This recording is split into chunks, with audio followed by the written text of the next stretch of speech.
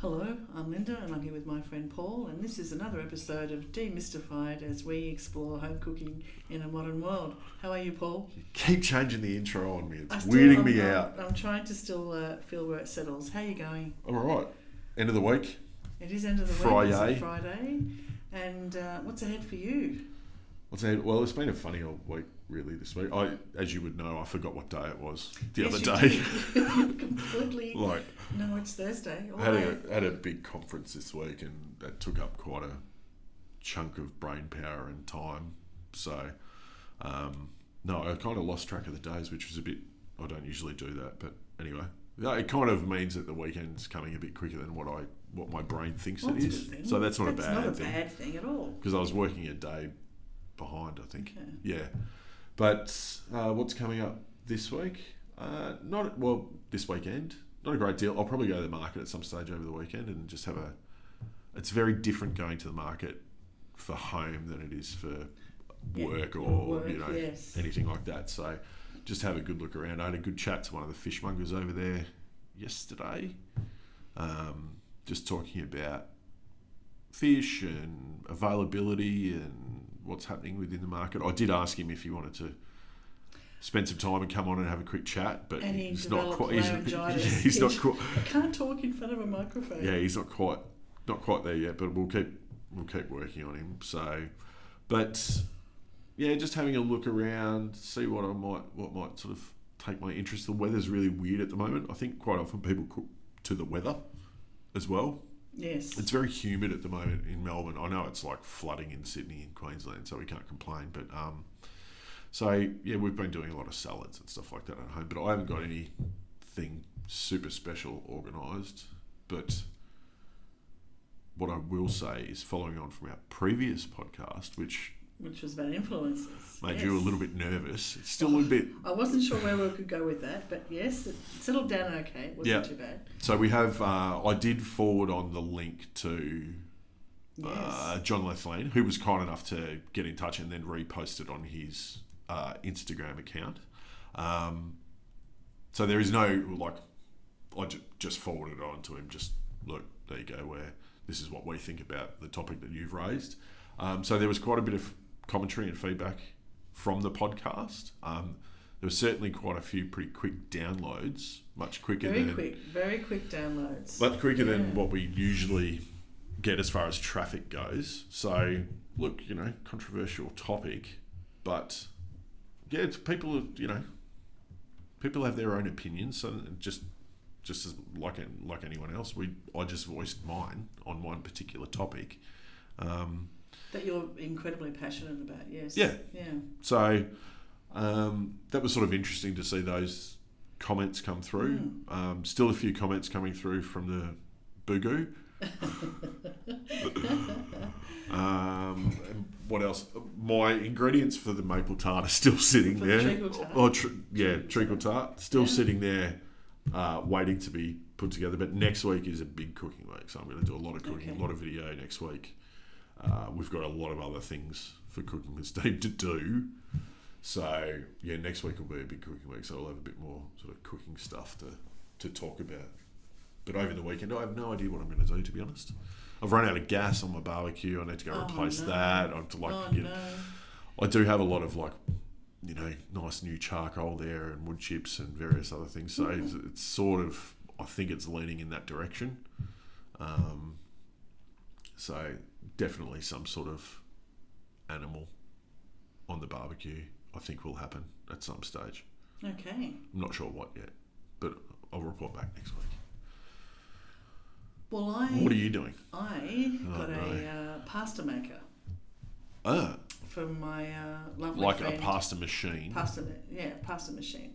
Okay. From my like a hand-driven one? Yeah. Pasta machine from Nada, who I really want to get onto the microphone, because she's the one with the fantastic big garden and grows all of her own veggies and herbs and things, and amazing story. And so I got one from Nada, and I haven't used it yet. So I am planning a pasta making weekend. Okay.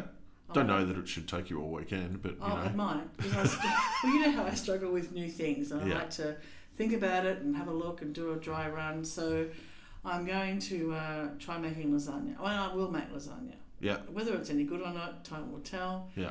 But so do you actually know what you're doing? Oh. I have an idea. Yeah. I do. Do you have a pasta dough recipe? I do have a pasta dough recipe. Okay. Can you, off the top of your head, could you give me an idea of what it is? 47 grams of egg. So when you're weighing out the egg to the flour, there's some ratio there. Okay. Yeah. Good. Excellent. Yes, I have got it written down at home. I didn't bring it in. Yeah. I didn't think of it until today when you said, "Hey, what are you want to talk about?" And I went, "Oh." I did go. Is it whole eggs or yolks? Whole eggs. Yeah. So it's an interesting one, right? Because there's a lot of different pasta recipes out there. Some have whole eggs, some have just yolks, some have combination. Is there any oil that goes into your pasta? No. And what flour are you using? Well, I did go across to the market. Yeah. And I went and bought some double O flour and a little bit of semolina. Yep. So that I can spread it out on the big bench I've got at home. Yep. And lay the sheets out. Yep. A little bit of semolina. You're going to have to blanch your sheets. Yes. Yeah, you do know that. I do know that. Okay, good. No, yeah, just double checking. And I've got all the bolognese sauce I made ages ago. Yeah. And put some in the freezer. So I've got the sauce done. All I want to do is make a nice bechamel. Make the pasta sheets, blanch them. Yeah. And you know about laminating your sheets? I'm looking for the. One day we should film this. Yeah. I'm looking at you like, what? Yeah. No, I don't know about laminating my sheets. What's that? Okay, so essentially, once you've made your dough, roughly how many grams of dough do you think you're going to make? Like 300 grams? 300 grams of flour? Say 300 grams of flour, and I do know I have to make it into a ball, put it in the fridge for at least half an hour. Yeah. And then take it out. Yeah. And so you've got to give it a really good knead too, right? And I think pasta dough, while a lot of the time you'll get away with doing a bread dough in a mixer with a dough hook, pasta dough for mine, something to do with the warmth of your hands, something, I don't know what it is, but it's always better when you hand knead it, so it needs a really good knead till it's like super smooth. Mm-hmm. And then, rest it. And then when your dough comes out, what you're better off doing is cutting it into 3 equal size portions. And then as you send it through your pasta machine and it gets rolled out, and eventually the smaller that you go as far as the depth of the pasta machine goes, so the finer the pasta becomes, the longer your strand of pasta will be. Once it's reached whatever level that you like, what you then need to do is fold the pasta over on itself and do that at least 2 more times. That's called laminating the pasta. Okay, yeah. So what Paul was just doing then, everybody, was pulling his hands out very wide and then folding them into thirds, effectively. Yeah, and then you fold it in and then again. Folding it over again. Yeah, on itself. So the left hand and the right hand met in the middle to so, show. Yeah, So okay, so that's called laminating. Okay. Yeah, very important step. Okay. So don't do that. I will not forget that. And the other thing that I want to tell you is this will annoy Doug, but I'm going to tell you anyway. Under no circumstances, none at all, ever, for the entire life of this pasta machine, do you wash it. No, I do know that. I do know it's just brush only. Yeah. Like brush out the little dry bits. brush. Yeah, dry brush. No water. Nothing goes near it. Yeah, I do know that. Yeah, because that will ruin your day every day. Yes, and I did worry about the size of the sheets because I don't really have a very big pot. But you've got a very long bench. I have got a very long bench. So the size of your sheets... When I cut them down to be sort of in the size of the dish, I'm thinking. Well, so if your dish is quite long, the problem that you have, and I've experienced this myself, is blanching large sheets of pasta in probably the pot that you would have that is the largest can be tricky. So what you're probably better off doing, just from being able to manage it perspective, is while yes, it's all nice to have a nice long singular pasta sheet, the same width and length as your dish, cut it in half.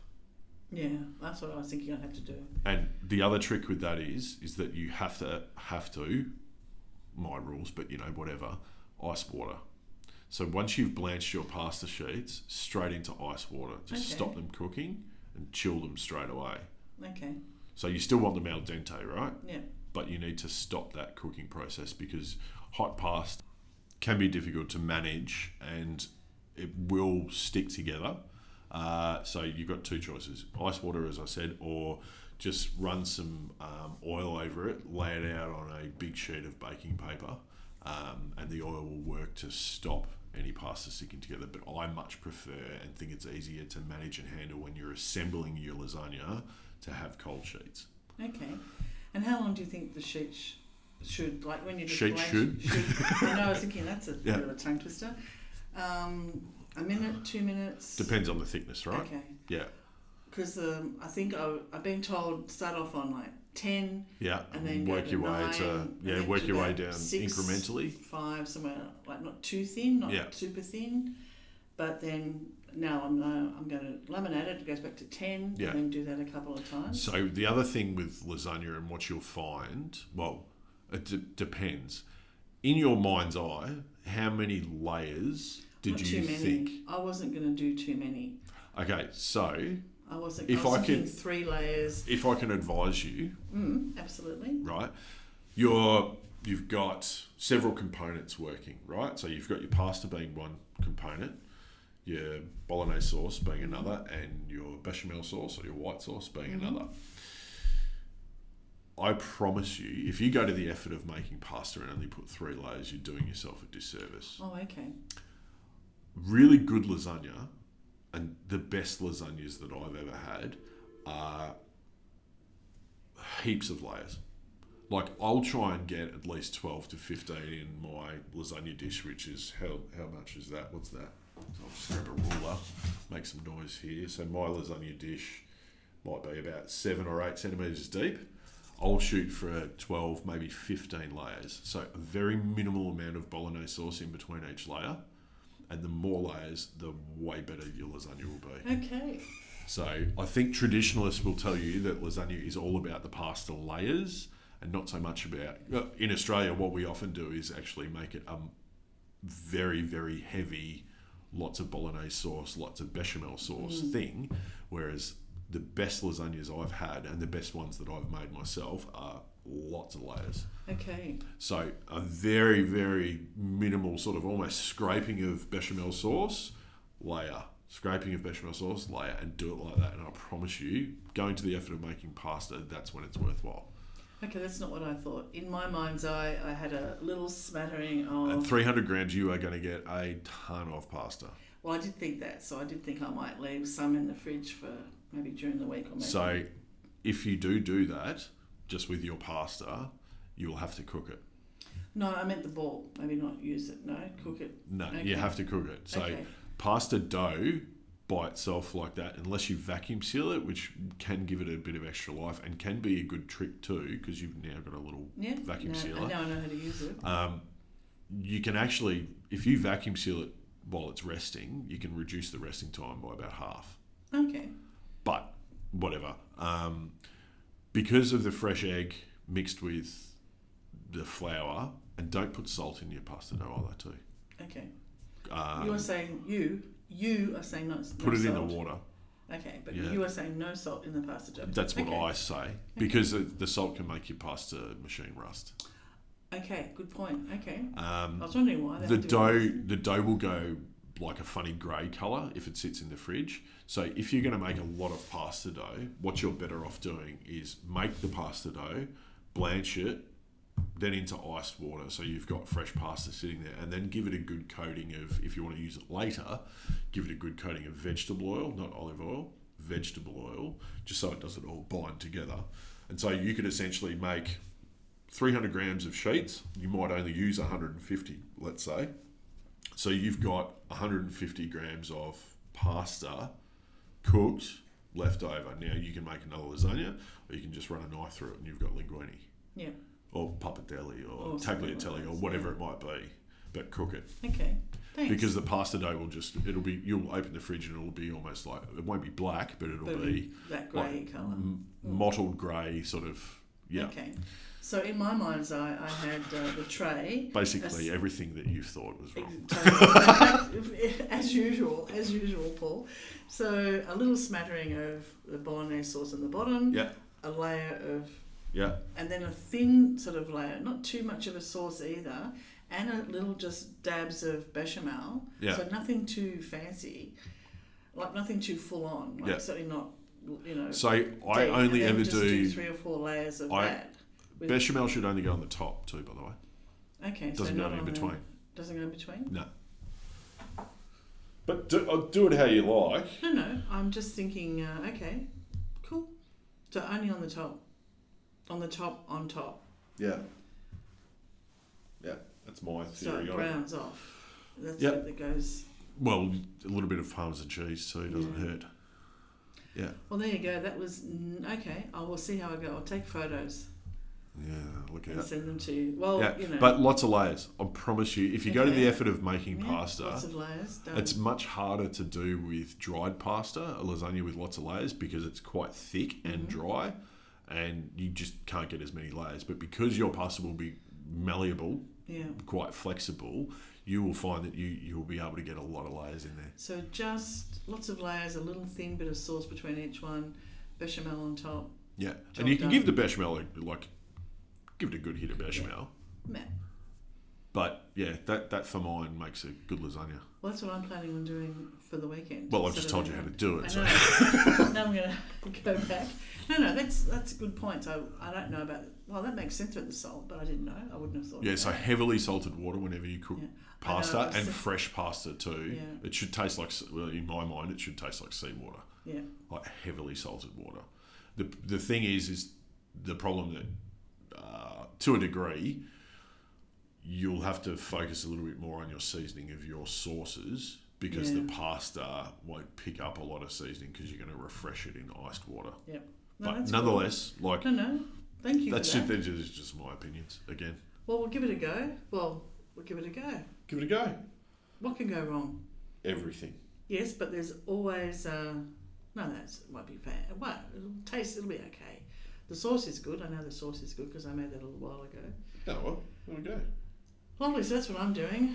That's Excellent. what you're doing, and here we are, Friday. Yeah. Finishing off the week. Finishing off the week. Yes, and we were going to say something about book 2. Are we going to say something about book 1? No, not yet. I thought we were. No, okay, not then yet. fine.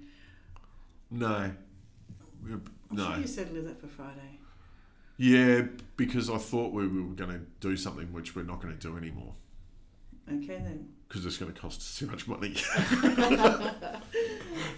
Yes. Which we don't have. Which we don't. So, well, we don't. No.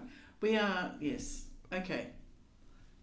Yeah, there's nothing to report just as yet on the book front. No, but we are nearly... Out of stock. That's one thing we can report. We can report that we are nearly out of stock for on our Australian customers. For Australian customers, and the price of printing in Australia has been brought home to us. Yes, that's what we were going to talk about. Yeah, we were going to potentially offer print on demand in Australia, but we would lose $13.50 a book. Well, we would have to pay $13.50 a book on top of what it already costs us. Exactly. Yeah. Which we thought, that's probably not a good business decision. I'm an accountant, I know these things. Yeah. So that wasn't. So we are back to... we will be doing... For doing printing. We just need a little bit more time to get that organised. But then once we've got that organised, then we've got the platform for... Yes, exactly. For book 2. Oh, that's what I wanted to ask. That's what I wanted to put out there. And I'll put it out there on social media as well. Oh, that's right. Not a competition as such, but if anyone has any clever ideas for the title of our second book, we'd be more than happy to donate the first copy that is printed that we receive once the second book comes out, and I'll also throw in a chef's knife as well. So if anyone's interested and wants to make a contribution, we will not be giving you any financial incentive at all, and you get no credit in the book itself. Other than the knowledge that you have helped out a small Australian business. Please don't think Demystified 2 hasn't been thought of. Yeah, we've Demystified 2.0. We did that one. We did that. We're not sure that that's the way to go, but if anyone's got any clever book titles for us, it's very similar as far as our first book goes. It is maybe a little bit more advanced as far as the recipes go. There is a little bit more information in the book, and there will be a little bit more maybe technical information that might suit a few more ovens. But that said, it is a recipe for home cooks book. We liked the title of our first book. We thought it was a little bit sort of clever, so we'd like something clever. But if anyone has any genius ideas, we would love to hear them. Please share. Let us know. Send us an email, something on Instagram, Facebook, whatever. Get in touch with us somehow. But we'd love to hear any ideas that anyone has for a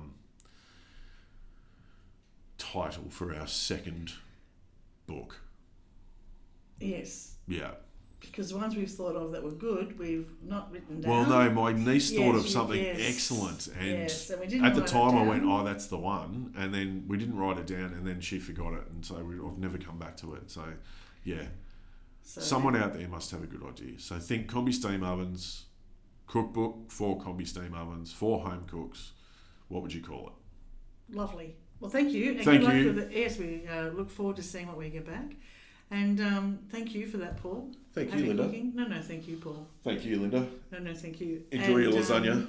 I know, and I'm going to the market because my favourite deli there's got those little white anchovies, which are very yum with some fresh bread, followed by lasagna. I'll be a happy cook. Nice. Tomorrow night. So take care, everybody. Have a great weekend and happy cooking. See you later. Bye. Bye. Thanks for listening to this podcast as we explore home cooking in a modern world. We'd love you to subscribe, and for more information, please go to our website, cookingwithsteam.com.